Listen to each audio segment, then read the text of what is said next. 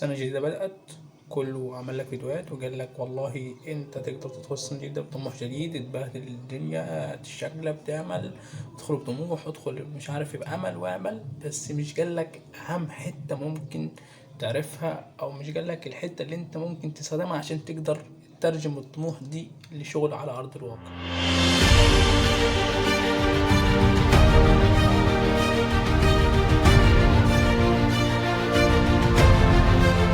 السلام عليكم ورحمة الله وبركاته، عاملين إيه؟ يا رب تكونوا بخير. ورجعنا بتاني في فيديو جديد من قناتكم المفضلة نص فكرة.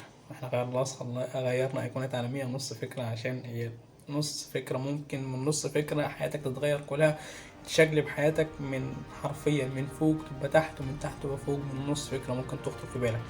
ولكن قبل ما نتكلم النهارده لازم ننوه على حاجة مهمة جدا، إن التغيير اللي أنت بتعمله في نفسك مش بيبدأ بالسنة الجديدة. السنة الجديدة بتبدأ لما أنت بتقول أنا هبدأ أغير من نفسي، هبدأ أشتغل على نفسي، هبدأ أغير من حياتي، من اللي أنا الوقت اللي بضيعه هبدأ أستغله في حاجات مفيدة جدا. وإحنا هنتكلم في الحاجات اللي ممكن تستغلها وتعملها في السنة الجديدة وتمشي عليها، هما 6 حاجات بإذن الله. فربنا بيقول كتابه العزيز: ظهر الفساد في البر والبحر بما كسبت أيدي الناس. أنت اللي بتعمل الدمار في نفسك، أنت اللي بتغير نفسك للأسوأ، وأنت اللي قادر تاخد نفسك لأحسن. فالسنة الجديدة مش هتجيب السعادة معاها، أنت اللي هتجيب السعادة معاها. ربنا بيقول في كتابه العزيز: لا يغير الله ما بقوم حتى يغيروا ما بأنفسهم. انت لازم تغير من نفسك الاول علشان تقدر تشوف التغير اللي انت حدثته بنفسك هتشوفه على ينعكس على ارض الواقع قدامك. يلا بينا نتكلم على ال6 حاجات اللي احنا قلنا عليهم. 6 هتكسب 6. اول حاجه في ال6 حاجات دي، ولازم تتعلم مهاره جديده. المهاره الجديده هتفتح لك دخل انت مش تتخيله. في ابلكيشن كتير يعني مستقل، وفي فرصات كتير ممكن تشتغل عليها، واب وورك تشتغل عليها المهارات الجديده دي. بس انت تعلم مهاره، وكل الدخل بالدولار كمان مش بالعمله المصريه، فانت مكسب. انت لو عملت في اليوم مثلا $5 انت في حته تانية. فالمهاره الجديده لازم تعلمها. وفي مهارات كتير زي الديزاين بالبرمجه، وعندك حاجات كتير ممكن تعلمها. ممكن هقول لك باذن الله هم في سلسله فيديوهات ازاي تتعلم البرمجه والديزاين والكلام ده، وافضل المصادر اللي ممكن تتعلم منها المهاره دي. تاني حاجه من ال6 حاجات اللي هي اللغه. اللغه لازم مهمه جدا. يعني الرسول صلى الله عليه وسلم اذكر الحديث: من تعلم لغه قوم امن مكرهم. لازم تتعلم لغه عشان تقدر تفهم ويبقى عندك خلفيه عن اللي بينجان حواليك. امن مكروهم يعني عشان تعرف هما بيدبروا لك ايه وبيعملوا لك ايه. لازم تتعلم لغه القوم دي عشان تعرف. على راي ابراهيم عادل كان بيقول لك هشوف القطط دي بتنونو بتقول ايه، الناس دي بتقول عايز افهمهم. فلازم تتعلم لغه. واقدر ارشح لك افضل تطبيقين، هي تطبيق طليق وتطبيق زي امريكان انجليش، ممكن تتعلم من خلالهم اي لغه.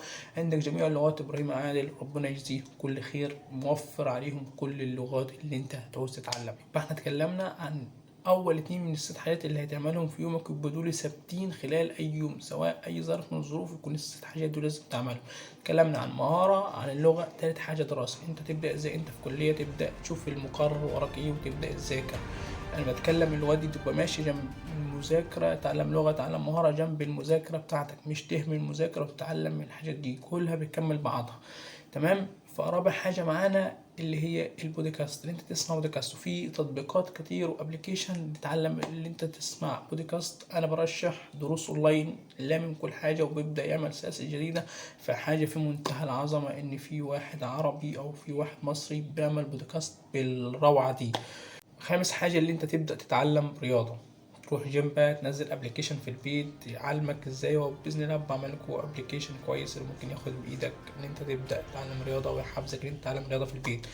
ولكن لازم تكون إلك يوم على الأقل نص ساعة أو ساعة رياضة في البيت. ده شيء مفروغ منه. الرياضة تحافظ على جسمك، تحافظ على كل حاجة في جسمك. تلعب رياضة على الأقل. العقل السليم في جسم السليم زي ما كانوا بيقولوا في ابتدائي. سادس حاجة نتكلم فيها، وهي يعني كله اتكلم فيها باستفاضة، ولكن أنا أتكلم فيها من جانب حاجة تانية، وهي التدوين. أنا أبو زيد كان عمل حتة فيديو جميل جدا عن مهارة التدوين، اللي انت ازاي تتعلم تدون الحاجات اللي انت عملتها في اليوم. التدوين مش كونه مهارة، لكونه حاجات انت بناء عليها هتبدأ تدرك التغير اللي انت بتعمله في نفسك. هل التغير ده تغير كبير ولا مش كبير؟ هل في عائد من اللي انا بعمله ده ولا لا؟ التدوين هتقدر تستنتج من خلاله الوقت اللي انت بتضيعه في السوشيال ميديا، والوقت ده بيضيع فين. يعني من الحياة اللي هتنسأل عليها يوم القيامة عن عمره فيما أفناه. لازم تبقى عامل كنترول عن الوقت اللي انت بتضيع منك ده في حاجات تافهة انت مش بتستفاد منها، فلازم تدرك كده. والتدوين هو يعني افضل طريقة هتقدر تدرك بيها الحاجة دي وتدرك قيمة الوقت اللي انت بتضيعه. هتقول لي انا كنت بضيع الوقت ده كله، تلاقي 7 ساعات 8 ساعات سوشيال ميديا ولعب وهزار مش بتستفاد منهم بأي حاجة، مش هتقدر تكتشفهم إلا من خلال مهارة التدوين. وهنا بإذن الله هنعمل عنها فيديو ازاي تتعلم المهارة دي وازاي تطبقها في حياتك اليومية. وفي كل يوم تقدر قبل ما تنام تدون الحاجات دي وتقدر تستنتج من خلالها انا عملت ايه في اليوم ده، انا عملت ايه خلال الاسبوع، انا عملت ايه خلال الشهر، انا عملت ايه خلال السنة. وبكده يكون وصلنا لنهاية فيديو النهاردة. شرف متابعتكم لينا، انا عامر نبيل ودي قناتكم نص فكرة، والسلام عليكم ورحمة الله وبركاته.